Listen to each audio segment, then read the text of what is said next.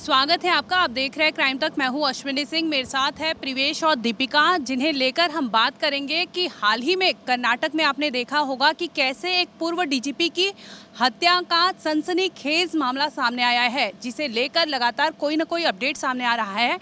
इसी केस के बारे में हम बात करेंगे और इस केस को लेकर जानेंगे कि आखिर अभी तक की जो थियरी है वो कहाँ तक पहुँची है। क्या है ताज़ा अपडेट? देखिए, अपडेट ये है कि उन्हें जब गिरफ्तार किया गया, पहले कस्टडी में लिया गया था इंक्वायरी के लिए माँ बेटी को। बाद में उन्होंने आरोप जो थे वो स्वीकार कर लिए कि हाँ मैंने ही मर्डर किया है। लेकिन उसका जो टाइमिंग था वो क्या था, ये दोपहर का लंच करने बैठे थे डीजीपी, और इनके सामने 2 फिश थी और जो इनका फेवरेट फूड था वो था। अब उसी बात पे कहा जा रहा है कि इन दोनों के बीच में कोई कहासुनी हुई। इसके बाद उन्होंने मिर्ची पाउडर फेंका उनके चेहरे पे, और उसके बाद वो जो किचन नाइफ होता है, नॉर्मल नाइफ था जो किचन और टेबल पे होता है, डाइनिंग टेबल, उस नाइफ से उन्होंने उस पर 7 वार किए टोटल, जिसमें उनकी बॉडी खून से लथपथ हो गई और वो टेबल पे ही गिर गए। लेकिन वहाँ से जो माँ बेटी अपने कमरे में चली गई, जो बेटी अपने कमरे में चली गई और अपना कमरा लॉक कर ली। अब आगे की अपडेट दीपिका से जान। बिल्कुल बिल्कुल। देखिए, इस पूरे केस में जैसा कि प्रवेश ने बताया, उससे आगे की कहानी बताते हैं। जब उसने माँ बेटी अपने आप को रूम में लॉक कर लेती है और उसके बाद जब पुलिस वहाँ पर पहुँचती है तो दरवाज़ा तोड़कर उन दोनों को बाहर निकाला जाता है, जिसके बाद पुलिस हिरासत में लेकर इन्हें चली जाती है। इनसे लगातार पूछताछ की जा रही है। ओम प्रकाश के बेटे के पास पड़ोसी कॉल करते हैं, उनको बताते हैं कि इस तरीके की वारदात हुई है तुम्हारे घर में। जब वो घर वापस आते हैं तो देखा जाता है कि पुलिस के अधिकारी वहाँ पर मौजूद रहते हैं और उनके पिता ओम प्रकाश ज़मीन पर लथपथ हालत में, खून से लथपथ हालत में वहाँ पर पाए जाते हैं, जिसके बाद उन्हें फ़ौरन हॉस्पिटल ले जाया जाता है। ओम प्रकाश का पोस्टमार्टम कर दिया गया है, उनकी जो बॉडी है वो परिवार को दे दी गई है।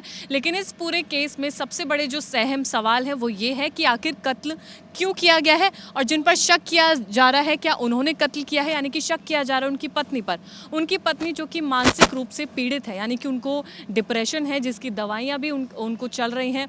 तो कहीं ना कहीं घर परिवार में जो 3-4 चीज़ें सामने आई हैं वो ये आई है, प्रॉपर्टी को लेकर, आपसी कलेश को लेकर, ये तमाम चीज़ें हैं जिसकी वजह से लड़ाई झगड़ा उनके घर में होता था। जो उनके रिलेटिव्स हैं वो ये बता रहे थे कि ये लोग काफ़ी वक्त से लड़ाई झगड़ा कर रहे थे।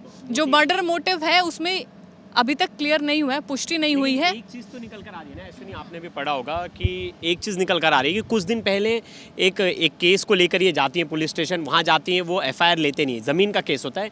पुलिस स्टेशन में पुलिस अधिकारी बोलते हैं सिविल मैटर है मैम, आप कोर्ट जाइए, आप ये यहाँ एफआईआर दर्ज नहीं होगी, ये धरने पर बैठ जाती है। तो क्या इसका मामला कुछ इससे जुड़ता दिख रहा है? जैसे मुझे ऐसे लग रहा है ना, अभी बहुत जल्दबाजी होगी इस केस के बारे में बोलना कि अभी तक, क्योंकि पुलिस की भी अगर हम रिपोर्ट देखें और पुलिस का बयान देखें तो पुलिस ने अभी तक यही कहा है कि कोई भी फोर्स एंट्री नहीं दिख रही है। और जो प्राइमा फेसी अभी तक में केस के जांच में पता चल रहा है वो सस्पेक्ट यही थे कि माँ बेटी, और जिस तरह से माँ ने फ़ोन करके सूचना दी उसके बाद से बेटी अपने को कमरे में लॉक करती है, कहीं ना कहीं बू तो आ रही थी। लेकिन एक चीज़ तो हम कह सकते हैं ना, ये प्लान मर्डर नहीं है, ये हीटेड आर्गूमेंट का हिस्सा है। इसमें एक और चीज़ बोलूँगी, 2 दिन पहले आपको बता दूं ना कि वो अपने बहन के घर पे गए थे, जो एक्स डीजीपी हैं, वो अपने बहन के घर पे गए थे और लड़ाई की वजह से ही गए थे कि उन्हें सुकून से रहना है, और ये कह के जाते कि मैं नहीं आऊँगा। इस पर बेटी जाती है और उन्हें फोर्स करती है, उनका विल नहीं होता, वो बोलते हैं मैं नहीं आऊँगा, लेकिन वो इतना जोर ज़बरदस्ती करती है कि आखिरकार वो थक हार कर घर पर आते हैं, जिसके बाद 2 दिन के बाद ही इस तरह की खबर सामने आती है, जहाँ पर अपने ही पिता को। देखिए, कहीं ना कहीं जब ऐसा होता है ना, जब ये क्लेम किया जा रहा है कि उनकी पत्नी मानसिक रूप से पीड़ित है, जब घर में कलेश होगा, लड़ाइयाँ होंगी, झगड़े होंगे, तो जाहिर सी बात है इंसान सोचेगा कि वो घर से दूर चला जाए। जो कि वो अपनी बहन के घर पर गए, लेकिन उनकी बेटी ज़ोर ज़बरदस्ती करके उन्हें घर वापस लेकर आती है। तो क्या इसके पीछे ये प्लानिंग भी हो सकती है कि वो अपने पिता को घर लेकर आती है, ज़बरदस्ती लेकर आती है? उनका बेटा कहता है कि मेरे पापा को ज़बरदस्ती घर वापस लाया गया है, वो आना नहीं चाहते थे, वो अपनी बहन के घर ही रह रहे थे सुकून से, शांति से, लेकिन बेटी घर जाती है अपनी बुआ के, फिर उन्हें लेकर आती है।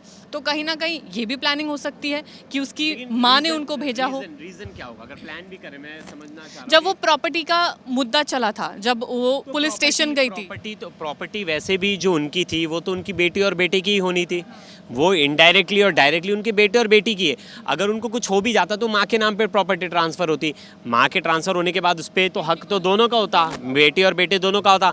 बेटा इतना कुछ प्रॉपर्टी में इंटरेस्ट था नहीं, बेटे को अच्छा कर रहा है, बेटी भी कोई प्रॉपर्टी को लेकर, भाई बहनों में कोई लड़ाई नहीं थी, तो ये कहना कि प्रॉपर्टी तो इन्हीं की थी ना, ऐसा नहीं कि कोई ये किसी के नाम पे वसीयत बना रहे थे या अपनी बहन के नाम पे वसीयत बना रहे हैं। हीट ऑफ द मोमेंट का मैटर है कि जैसे हीट ऑफ द मोमेंट क्यों लग रहा है पता है? आप देखिए, कत्ल अगर प्लानिंग कत्ल जब भी होती है ना, तो आरोपी अपने आप को बचाने को कोशिश करता है, छुपाने की कोशिश करता है, कोई ऐसी चीज़ें करता है जिससे कि वो बच जाए। लेकिन यहाँ तो ऐसा कुछ दिख नहीं रहा है। यहाँ तो मर्डर किया और कॉल करके खुद पुलिस को बुलाया। सबूत क्यों छोड़ेंगे इतने? उनकी वाइफ जो पल्लवी है, उन्होंने अपने एक फ्रेंड को फ़ोन किया जिसमें वो कहती है कि आई हैव किल्ड मॉन्स्टर, यानी कहीं ना कहीं अपने पति एक्स डीजीपी को वो मॉन्स्टर के रूप में देखती थी। और ये भी बयान सामने आया कि उसमें ये कहती है कि ये मुझे बहुत प्रताड़ित करते थे। जिस तरह के अभी स्टेटमेंट सामने आ रहे हैं, चाहे वो बेटे की बात करूँ चाहे बेटी की बात करूँ, तो स्टेटमेंट ये सामने आ रहा है कि उनके घर में कलेश ये सब अमूमन होता था। प्रताड़ित के साथ साथ जो बयान जो दावे किए जा रहे हैं वो ये भी किए जा रहे हैं कि उनकी बेटी को और उनको हथियार के दम पर वो धमकाते थे, धमकी दिया करते थे, हाँ, घर में लेकर घूमते थे। तो ये कहना बड़ा मुश्किल हो पा रहा है कि आखिर गलत कौन है और सही कौन है, मतलब उस सेंस में कि आखिर कौन सही कर रहा था। वो उनकी महिला जो पत्नी है वो ये कह रही है कि मुझे प्रताड़ित किया जा रहा है, जहाँ पर अब ये भी देखा जा सकता है कि अगर वो मानसिक रूप से पीड़ित है, डिप्रेस्ड है, तो कहीं ना कहीं वो उनको इनडायरेक्टली प्रताड़ित कर रही थी। बहुत बार ऐसा होता है कि कोई ताकतवर इंसान है, उसके खिलाफ आपको पता है आप आवाज़ उठाओगे तो शायद सुनी नहीं जाएगी, और वो आपको बहुत ज़्यादा जुल्म कर रहा है। तो ऐसे में भी होता है, ऐसे केसेस भी होते हैं। मतलब हमें दोनों प्रैक्टिकल वे में अगर रखा जाए तो क्या पता सच में वो बहुत ज़्यादा जुल्म करने हो। अब वो औरत जो है वो बोल रही होगी कि नहीं अब बस हो गया, और उसने गुस्से में वो कदम उठाए, लेकिन उससे बाद में रियलाइज़ हुआ कि मैंने गलत किया। उसने पुलिस को खुद फ़ोन कर बता दिया कि मैंने कत्ल किया है। देखिए, कत्ल को कोई जस्टिफाई नहीं कर सकता, लेकिन हाँ, एक बार ऐसा होता है कि अगर आप किसी को पोक कर रहे हो लाइफ में, और आप इतना ज़्यादा पोक करने लगे हो, आपने इतना ज़्यादा उसको प्रताड़ित कर दिया और उसने गुस्से में ये कदम उठा लिया, तो बहुत बार ऐसे केसेस देखे हमने, बहुत पुराने केसेस में देखे जिसमें सुप्रीम कोर्ट ने बरी कर दिया जाके आरोपी को इसलिए बरी कर दिया कि उसने बताया, उसने सबूत दिए कि मुझे इतना ज़्यादा प्रताड़ित किया गया था, जिसके बाद मैंने गुस्से में ये कदम उठाया। जैसे भी इस केस में भी अगर देखेंगे तो जो 12 साल का रिकॉर्ड सामने आ रहा है कि पिछले 12 साल से इनका इलाज चल रहा था, यानी पल्लवी और जो उनकी बेटी है, दोनों भी मानसिक रूप से स्टेबल नहीं थे, मेंटली वो इल थे, जिसकी वजह से उनका दवा चल रहा है।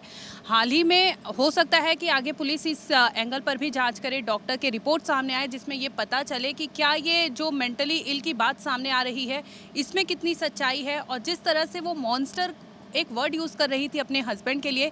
तो ये सब जांच का एंगल है। मुझे लगता है आगे आने वाले टाइम में क्या डेवलपमेंट होगा, मुझे लगता है इस पे आगे पता चलेगी। और चीज़ थी, जैसे कि आपने भी बोला, अगर ये प्रूफ भी हो जाता है कि दे आर मेंटली इल, तो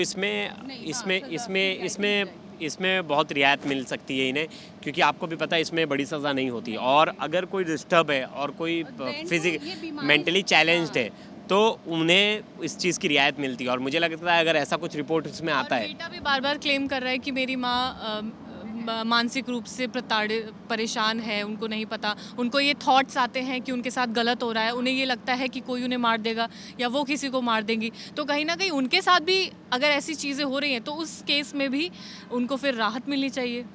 हाँ बिल्कुल राहत मिलेगी। अगर मुझे लगता है अगर ये प्रूफ हो गया कोर्ट में, तो मुझे लगता है हाँ, अगर ये कोर्ट में प्रूफ हो गया और अगर मेडिकल रिपोर्ट्स इनके साइड होंगे, तो मुझे लगता है बड़ा मुश्किल है, कोई बड़ी सज़ा नहीं मिलेगी। क्योंकि फिर कोर्ट ऑफ जस्टिस तो यही कहता है, जस्टिस तो बाय लॉ चलता है, और लॉ तो यही कहता है कि अगर कोई इस तरह से कोई अगर बीमार है, हाँ कोई बीमार है, कोई चैलेंज्ड है, तो उसे आप एज ए क्रिमिनल नहीं ट्रीट करोगे। तो फिर वही बात आ जाती है कि, लेकिन आने वाले टाइम में देखना होगा। सबसे इंपॉर्टेंट चीज़ है कि इन केस में क्या खुलासा होता है। पहली चीज़ तो मोटिव अभी तक पता नहीं चला है, दूसरी चीज़ क्या प्लान करके मारा गया है, तीसरी चीज़ क्या सच में ये मानसिक रूप से बीमार है या कोई ऐसी बीमारी है, या बस ये बताने के लिए बता रहे। तो और संदिग्ध चीज़ इसमें क्या है कि बेटा भी मम्मी और बहन की साइड ही ले रहा है एक तरह से, लेकिन कंप्लेनेंट खुद बेटा है, उसने ही कंप्लेंट करवाई है, FIR उसी के नाम पे दर्ज है। लेकिन वो एक तरफ ये भी कह रहा है कि मम्मी और बहन पहले से ही मेंटली चैलेंज्ड है, डिप्रेस्ड है।